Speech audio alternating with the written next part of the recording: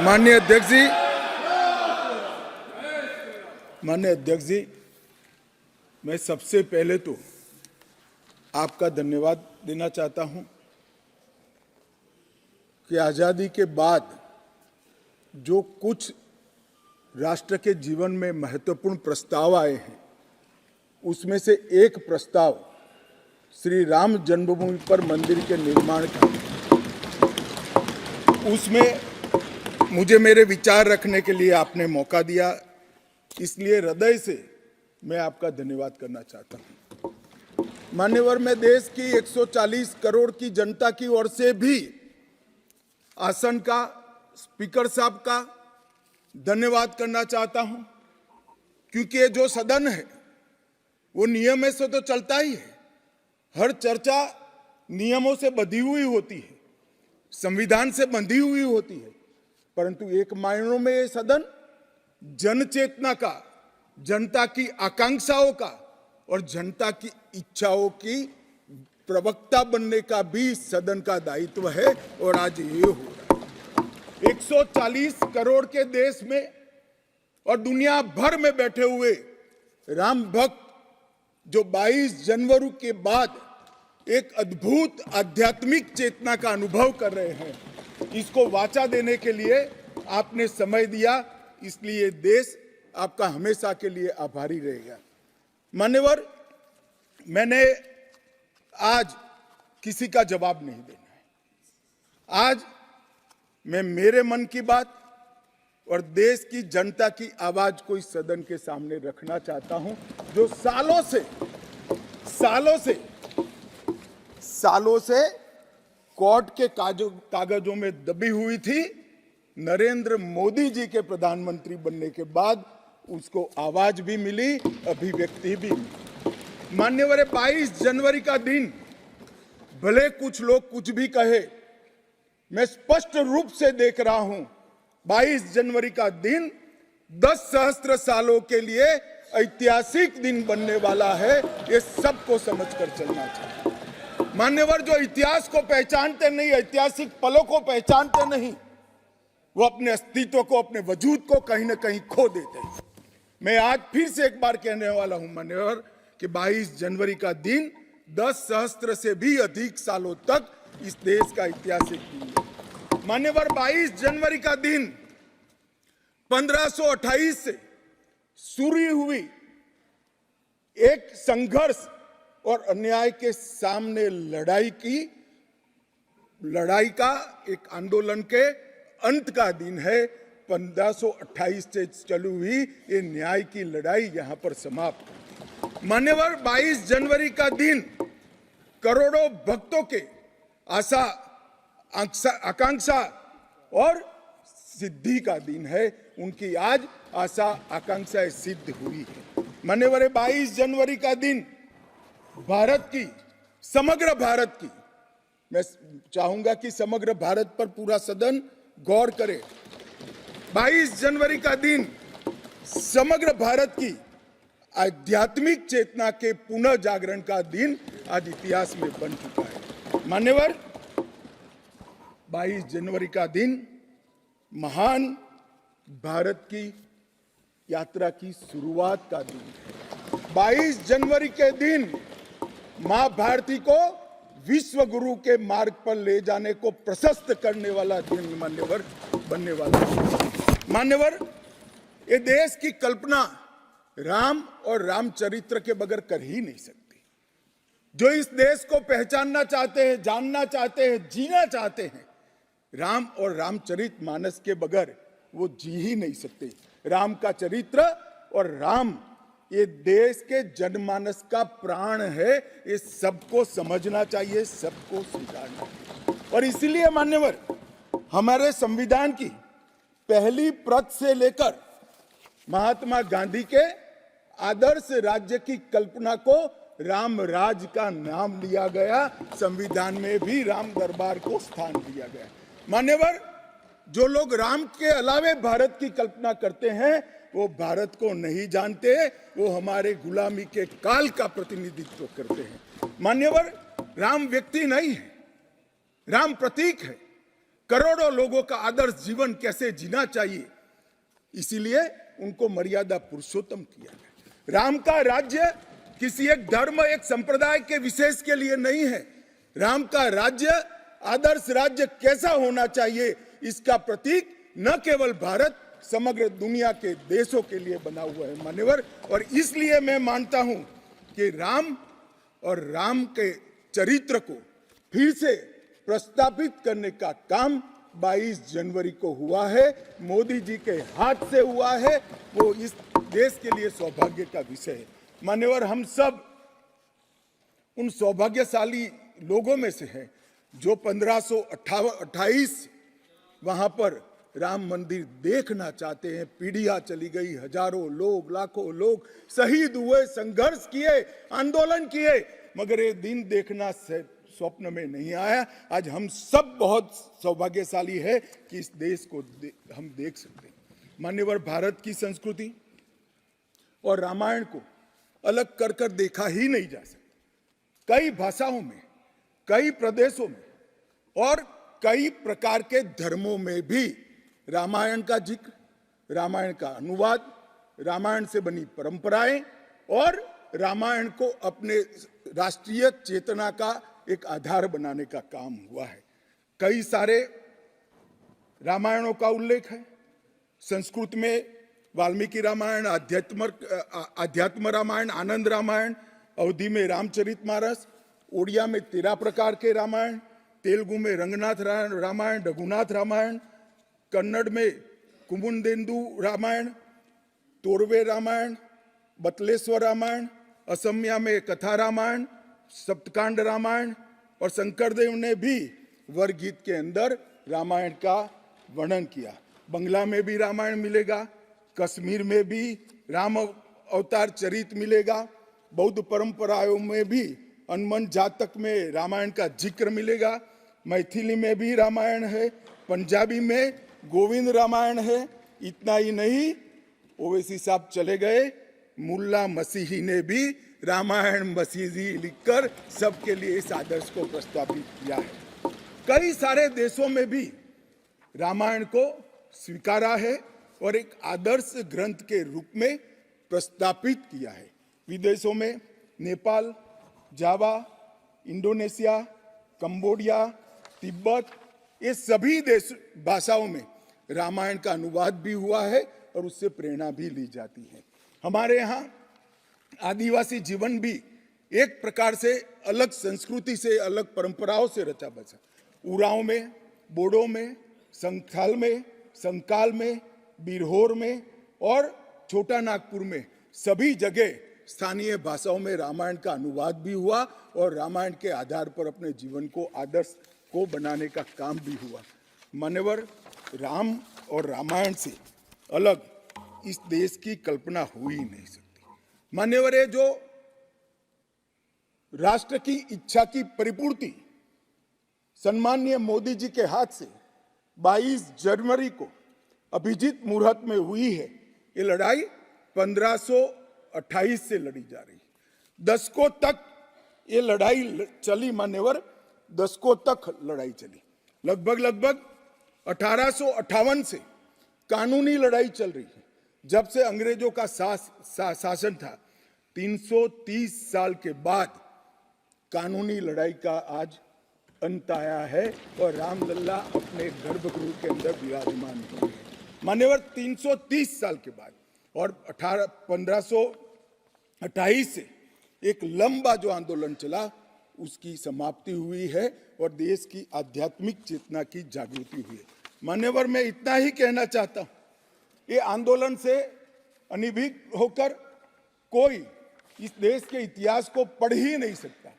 आज से नहीं, 1528 से हर पीढ़ी ने इस आंदोलन को किसी न किसी स्वरूप से वाचा दी और ये मामला लंबे समय तक अटका रहा, भटका रहा, लटकता रहा। आज मोदी जी के समय में ही इसको परवान चढ़ना था, इस स्वप्न को सिद्ध होना था और आज देश स्वप्न सिद्ध होता हुआ दिखा है। मान्यवर, राम जन्मभूमि का जो इतिहास है ये बहुत लंबा है। अनेक राजाओं, संतों, निहंगों अलग अलग संगठनों और कानून विशेषज्ञों ने ये लड़ाई में योगदान दिया है। मैं आज ये 1528 से 22 जनवरी 2024 तक की संपूर्ण कानूनी और युद्धों की और आंदोलनों की लड़ाई को, ये सभी योद्धाओं को बहुत विनम्रता से स्मरण करना चाहता हूं। और उनकी लड़ाई जब आज समाप्त हुई है, तब मुझे विश्वास है मान्यवर, वो जहां भी होंगे बड़ी आनंद की अनुभूति करते होंगे, अपनी श्रद्धा को चरितार्थ करने की अनुभूति करते होंगे।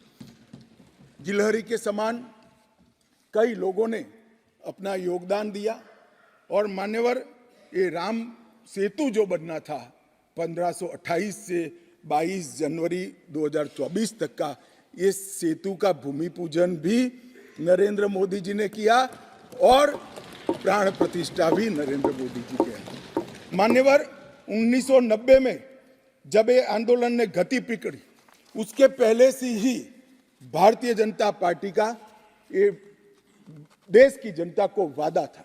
हमने पालमपुर कार्यकारिणी के अंदर हमने एक प्रस्ताव पारित कर कहा था कि राम मंदिर का निर्माण, इसको कोई एक धर्म के साथ नहीं जोड़ना चाहिए, ये देश की चेतना की पुनर्जागृति का आंदोलन है। इसलिए हम राम जन्मभूमि को मुक्त कराकर, कानूनी रूप से मुक्त कराकर वहां पर राम मंदिर की स्थापना करेंगे। अब इस देश में प्रॉब्लम क्या है साहब? जब चुनाव में घोषणा पत्र में लेते हैं तो कहते हैं चुनाव में वोट प्राप्त करने के लिए लिया, चुनावी वादा है। ये भाजपा ऐसे ही वादे करती है, 370 हो, राम जन्मभूमि हो, यूनिफॉर्म सिविल कोड हो, ट्रिपल तलाक समाप्त करना हो। अब ये कहते हैं आप ऐसे ही वादे करते हैं और ये वोट प्राप्त करने का जरिया होता है, और जब हम इसको पूरा कर देते हैं तो बड़ी खिलाफत करते हैं। मैं आज भी कहता हूं, भारतीय जनता पार्टी और हमारे नेता नरेंद्र मोदी जी मान्यवर जो बोलते हैं, जो कहते हैं, वो करते हैं। हमारी पार्टी का चरित्र है और ये कोई छिपी हुई बात नहीं है। किस चीज का आक्रोश? हम 1986 से कह रहे हैं कि हमारा भव्य राम मंदिर बनना चाहिए, संवैधानिक तरीके से। कुछ लोगों ने यहां पर और बाहर मीडिया के सामने प्रतिक्रिया व्यक्त की, वो कानून की दुहाई देते हैं। मैं उनको पूछना चाहता हूं कि मान्यवर, क्या सुप्रीम कोर्ट की 5 जजों की खंडपीठ के जजमेंट से आप वास्ता रखते हो या नहीं रखते हो? भारत के संविधान से वास्ता रखते हो या नहीं रखते हो? किसी ने अगर सुप्रीम कोर्ट की अवहेलना कर वहां पर मंदिर बनाया होता तो आप कुछ भी कह सकते थे, मगर जब देश की सर्वोच्च अदालत के 5 जजों की खंडपीठ ने, और जिसकी अध्यक्षता स्वयं चीफ जस्टिस ऑफ इंडिया और आने वाले 4 चीफ जस्टिस कर रहे थे, ऐसी महत्वपूर्ण बेंच ने जब ये निर्णय लिया, तब आप कैसे कन्नी काट सकते हो? मान्यवर, निर्णय पसंद हो तो स्वीकार कर लेना, सुप्रीम कोर्ट का सम्मान करना, और कोई निर्णय पसंद ना आए तो सुप्रीम कोर्ट के भी बड़ा बूढ़ा करना, ये ठीक नहीं है। मान्यवर, सुप्रीम कोर्ट के निर्णय ने आज पूरी दुनिया में भारत के पंथ निरपेक्ष चरित्र को उजागर किया है। दुनिया में एक भी देश ऐसा नहीं है जहां बहुमत समाज ने अपनी आस्था का निर्वहन करने के लिए इतनी लंबी कानूनी लड़ाई लड़ी। हमने राह देखी है, सुप्रीम कोर्ट में लड़ाई लड़ी, और सुप्रीम कोर्ट का जजमेंट आने के बाद वहां पर आज भव्य राम मंदिर बना है। मान्यवर, जो बोल रहे हैं उनको भी सब मालूम है कि क्यों बोल रहे हैं। मैं आज फिर से कहना चाहता हूं, हमारे गुजरात में एक कहावत है, हवन में हड्डी नहीं डालनी चाहिए। पूरा देश जब आनंद में डूबा है, पूरा देश आध्यात्मिक चेतना की जागृति का अनुभव हो रहा है, भैया स्वागत कर लो, साथ में जुड़ जाओ, इसी से देश का भी भला है और सबका भला है। मान्यवर, एक लंबी लड़ाई के बाद स्थगितता में पड़े हुए मामले को नरेंद्र मोदी जी ने एक युग परिवर्तन करने के लिए, जब मोदी जी को देश की जनता ने लंबे समय के बाद और कांग्रेस के बगैर किसी दल ने पहली बार पूर्ण बहुमत के साथ प्रधानमंत्री बनाना, तब से ये लड़ाई शुरू हुई। मान्यवर 14 से 19 तक राम जन्मभूमि मंदिर की लड़ाई चली, उसका ट्रांसलेशन हुआ, सालों लगे, लाखों पेज का अनुवाद हुआ, अनुवाद होकर कोर्ट के सामने गया, बीच में चुनाव आ गया, कोर्ट ने माना कि चुनाव के वक्त फैसला देंगे तो इसको शायद अलग दृष्टि से देखा जाएगा, कोई बात नहीं। चुनाव के बाद फिर से मोदी जी आ गए और फिर केस चला और अंततोगत्वा जब कोर्ट ने न्याय किया तब 5 अगस्त 2020 को 19 को मोदी जी ने इसकी नींव रखकर इसकी शुरुआत। मान्यवर, ये जो 20 से 24 की यात्रा है वो 20 से 24 की यात्रा भी समझनी चाहिए। राम जन्मभूमि का आंदोलन ऐसे ही नहीं चला, इसके साथ हर गांव, हर घर में हर करोड़ों राम भक्त, अनेक संगठन, भारतीय जनता पार्टी, राष्ट्रीय स्वयंसेवक संघ समेत घर घर गए, शिला लेकर गए, पूजा की और वो पत्थर को राम मंदिर की शिला बनाकर अयोध्या तक पहुंचाने का काम।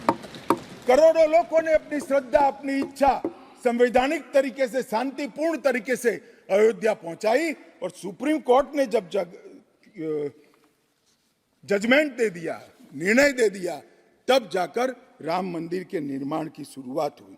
अडवाणी जी ने सोमनाथ से अयोध्या यात्रा भी की और इसके साथ साथ निहंगों ने शुरू करी हुई लड़ाई, अशोक सिंघल जी जो चरम सीमा पर ले गए थे, अडवाणी जी ने जन जागृति की और मोदी जी ने जन आकांक्षा की पूर्ति कर कर एक आध्यात्मिक चेतना का जागरण कर दिया। मान्यवर, ये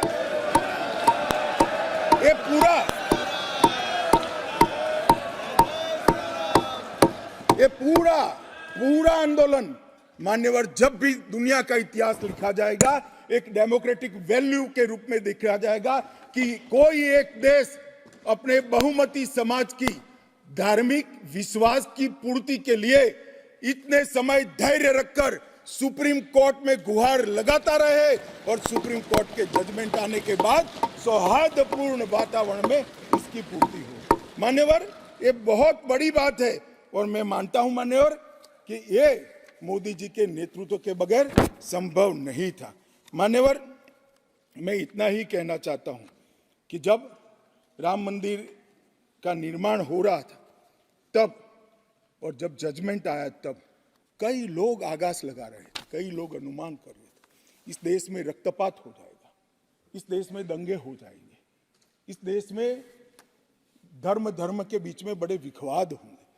मगर मैं आज इस सदन को कहना चाहता हूं, ये भारतीय जनता पार्टी की सरकार है, नरेंद्र मोदी इस देश के प्रधानमंत्री।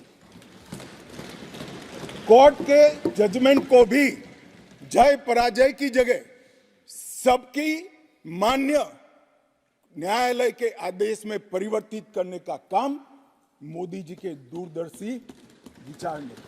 और उसके बाद जब समय आया, निर्माण के बाद जब समय आया मान्यवर, उनको न्योता मिला कि वो आकर भूमि पूजन करें।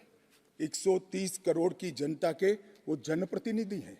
न्यास ने उनको नेतृत्व करने का, जनता का प्रतिनिधि के नाते जब मौका दिया शिलान्यास करने का, तब मोदी जी के जो पूरा आचरण है इसको ध्यान से देखना चाहिए। मान्यवर, वो आचरण आने वाले अनेक सैकड़ों सालों तक दुनिया के सामने रहेगा और दुनिया के सामने इससे कई लोगों को प्रेरणा भी मिलेगी। मान्यवर, हम सब ने आचार्य गोविंद देव गिरि जी ने जो वक्तव्य दिया वो सुना है।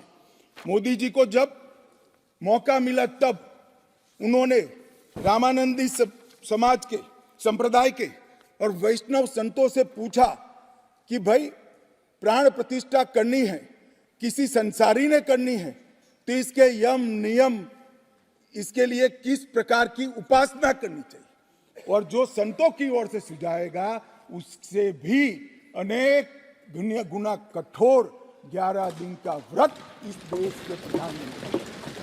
मान्यवर, 11 दिन तक सैया पर नहीं सोना, 11 दिन तक केवल नारियल पानी के साथ उपवास करना, 11 दिन तक पूरा समय राममय, राम भक्ति में रचे बसे रहना और जीवन की उस वक्त की हर सांस को राम के साथ जोड़कर राममय बनकर प्राण प्रतिष्ठा करना। मान्यवर, ये 11 दिन में मां सबरी, गिलहरी, वानर, भालू, जटायु, ये सब के साथ जुड़े हुए देश भर में जो राम के स्थान थे, वहां जाकर राम के काज के लिए गिलहरी जैसा भी योगदान देने वालों को श्रद्धा पूर्वक प्रणाम करने का काम प्रधानमंत्री। राम मंदिर का जब भूमि पूजन का समय आया, कोई पॉलिटिकल नारे नहीं लगाए, ना मोदी जी ने इसका नेतृत्व पॉलिटिकली किया, ना हमारी पार्टी ने किया।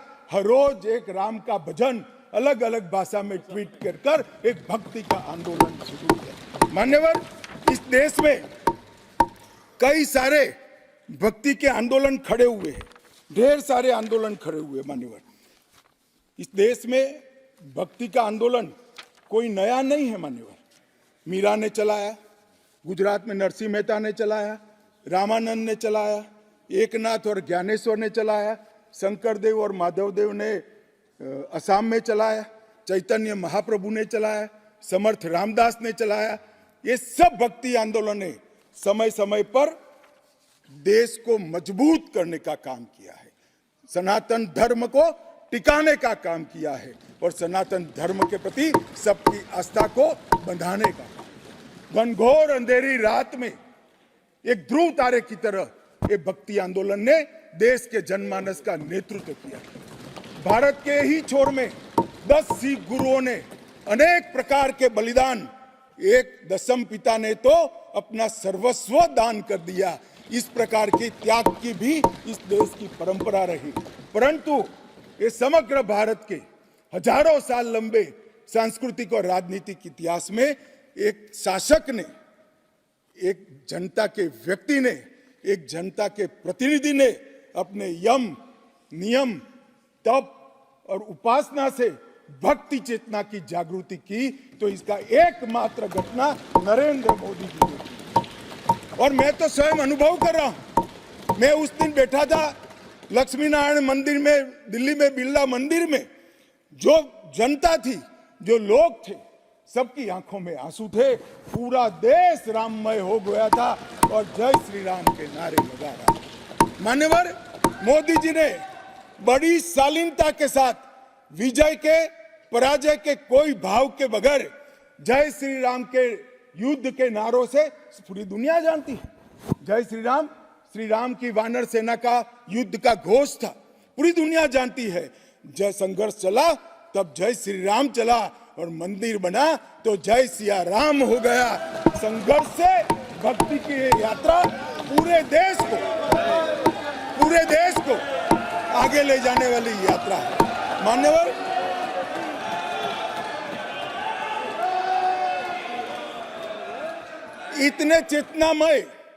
इतने चेतनामय वातावरण के अंदर भी विभाजन की बात करने वाले लोगों से मेरा करबद्ध निवेदन है, समय को पहचानो, एकता के संदेश को स्वीकारो और आगे देखकर चलना शुरू करो, भारत की और हम सब की भलाई है। मान्यवर, ये बहुत बड़ा संदेश मोदी जी ने दिया है और मैं फिर से एक बात कहना चाहता हूं, जिसने संन्यास्त नहीं लिया है, जो सन्यासी नहीं है, जो किसी पंथ संप्रदाय का उपदेशक नहीं है, ऐसा व्यक्ति और जो देश का शासक है, प्रधानमंत्री है, प्रधान सेवक है, ऐसा व्यक्ति आध्यात्मिक चेतना, भक्ति की चेतना खड़े है। ये दुनिया में ऐसी मिसाल शायद ही कहीं नहीं मिली। मान्यवर, मैं ये जरूर कहना चाहता हूं, इस सदन में खड़े होकर गौरव के साथ कहना चाहता हूं कि मोदी जी मेरे नेता है, मेरे पार्टी के नेता है, मेरे पार्टी के प्रमुख नेता है। मान्यवर, मोदी जी ने एक ऐसा नेतृत्व दिया जिसने अनेक समय पर नेतृत्व के गुण क्या होते हैं इसका परिचय देने का काम किया।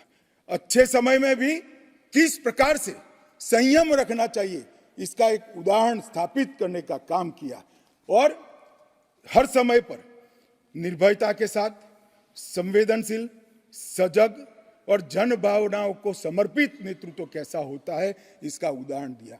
इनके 10 साल के कालखंड के अंदर अनेक प्रकार के पड़ाव आए हैं। माननीय, ये भी राम जन्मभूमि के आंदोलन जैसे ही पड़ाव रहे हैं, क्योंकि जो गड्ढा ये खोद कर गए थे, वो गड्ढे को भरकर उसमें महान भारत की इमारत बनाना, ये राम मंदिर की यात्रा से कोई कम यात्रा नहीं है। मान्यवर, सबसे पहले मैं कहता हूं कि जो आर्थिक क्षेत्र के अंदर जो बदहाली करी थी, जो पॉलिसी पैरालिसिस वाली गवर्नमेंट थी, सैकड़ों पॉलिसियां बनकर आज 11वें नंबर से 5वें नंबर पर हमारे अर्थतंत्र को ले जाकर एक नीति के आधार पर चलने वाला राज्य, नीति के बनाने वाले नेता कैसा होता है, उसका उदाहरण दिया।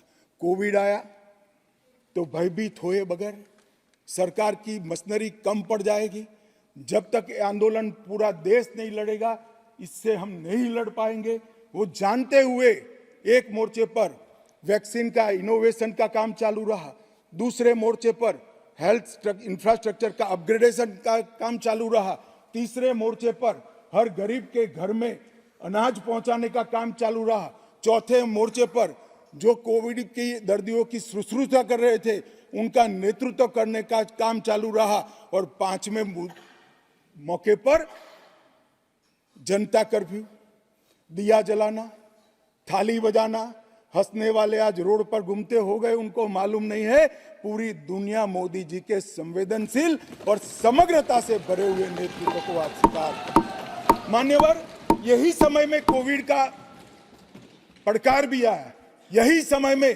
62 की तरह चीन ने अपना मुंह दिखाना शुरू किया, दृढ़ता के साथ नेतृत्व छाती सीना तान कर खड़ा रहा, हिंदुस्तान की 1 इंच जमीन नहीं।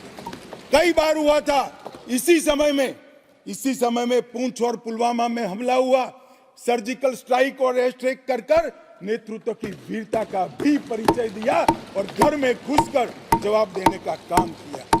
हजारों बच्चों जब परीक्षा के वक्त आत्महत्या करते थे, ट्रेस में आते थे, मनोरोग के शिकार बनने थे, एक पिता की तरह एक प्रजावात्सल नेतृत्व का परिचय देते हुए प्रजा परीक्षा पे चर्चा की भी बात। और जब मौका राम मंदिर का आया तब एक सन्यासी की तरह, एक भक्त की तरह गौरवपूर्ण तरीके से आध्यात्म को जागरूक करते हुए आध्यात्मिक चेतना का जागरण करने का काम भी नरेंद्र मोदी जी ने किया। मैं इसलिए कहता हूं कि बहुत लंबे समय से इस देश को ऐसे नेतृत्व की जरूरत थी। 70 साल तक, 68 साल तक देश ऐसे नेतृत्व में भटकता रहा, लटकता रहा। 130 करोड़ की जनता ने मोदी जी को चुनकर एक सर्वगुण संपन्न नेता को चुनकर देश की सभी चुनौतियों को समाप्त किया। मान्यवर, मैं आज आपके माध्यम से ये मैं कहना चाहता हूं, ये राम मंदिर का निर्माण, और राम मंदिर में रामलला की बाल प्रतिमा, मनोहरी दृश्य, आंख बंद कर देते तो सामने वो प्रतिमा दिखाई पड़ती। इतनी मनोहरी प्रतिमा बनाने का काम हुआ और उसकी प्राण प्रतिष्ठा भी हुई।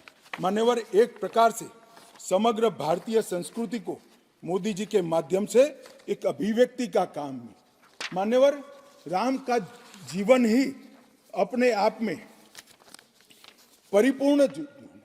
बचपन में ही शिक्षा संस्थानों की रक्षा के लिए विश्वामित्र के वहां रावणों का वध किया, अहल्या को सम्मान दिया, मां सबरी को गले लगाकर इस देश के गिरिजन और पिछड़े लोगों को गले लगाने का काम किया, महिलाओं का सम्मान किया, और गिलहरी, गिद्ध, वानर, रींछ, वनवासी सबको जोड़कर सत्य पर सत्य की विजय का झंडा श्री राम ने फहराया। और मोदी जी ने जब ये अयोध्या बन रही है, ढेरों लोगों ने, मैं आज सबके बीच में कहने से मेरी आपको अपने आप को रोक नहीं सकता, ढेरों लोगों के प्रस्ताव कि अयोध्या के इंटरनेशनल एयरपोर्ट को श्री राम का नाम दिया जाए। बड़ा लोक लुभावन प्रस्ताव, परंतु मोदी जी ने महर्षि वाल्मीकि का नाम देना। सारे मौकों पर दशरथ का, सीता माता का, चौराहे पर नाम देने का प्रस्ताव आया था, मोदी जी ने कहीं जटायु को रखा, कहीं गिलहरी को रखा, कहीं हनुमान को रखा। मान्यवर समग्र समाज साथ में लेने का काम किया। मान्यवर, ये जो मंदिर बना है उसके निर्माण में भी पूरे समाज को साथ में रखने का काम किया गया है। मान्यवर, मैं आपको जरूर बताना चाहता हूं कि इसमें देश के हर हिस्से को स्थान देने का काम मंदिर के निर्माताओं ने किया है। एक भी प्रदेश ऐसा नहीं है जहां से कुछ नहीं आया है। हर प्रदेश और आसपास के सभी देशों से राम काज के लिए कुछ न कुछ समर्पित हुआ है। सबकी भूमिका रही है। पूरे समाज को जोड़कर मान्यवर ये मंदिर बना है। ये सामाजिक एकता का एक अद्भुत उदाहरण है मंदिर है। सांस्कृतिक पुनर्जागरण का अद्भुत उदाहरण है मंदिर है। मान्यवर, अयोध्या में राम मंदिर विध्वंस के सामने विकास का विजय है। मान्यवर, अयोध्या में राम मंदिर धर्मांधता के सामने आध्यात्मिकता और भक्ति का विजय। मान्यवर, भारत के गौरवमय युग की ये शुरुआत है। आत्मनिर्भर भारत और विकसित भारत का रास्ते का प्रशस्तीकरण का पॉइंट है और भारत माता को विश्व गुरु बनाने के रास्ते की मान्यवर शुरुआत है। मैं जरूर मानता हूं कि सालों से सदियों से इस देश के प्रेरणा पुरुष रहे, जिनके चरित्र से न केवल इस देश पूरी दुनिया संदेश लेती है। ऐसे प्रभु श्री राम को मूर्ति का अपने निज घर में स्थापन से इस देश का जो नया युग शुरू हुआ है ये बहुत शुभांकर होगा और आने वाले दिनों में 2024 में भी मोदी जी के नेतृत्व में यहाँ सरकार बनेगी और ये शुभांकर शुरुआत हुई है, उसको गंतव्य स्थान पर ले जाने का काम करेगी। मान्यवर, मेरा बहुत बहुत धन्यवाद। मेरे शब्द और विचार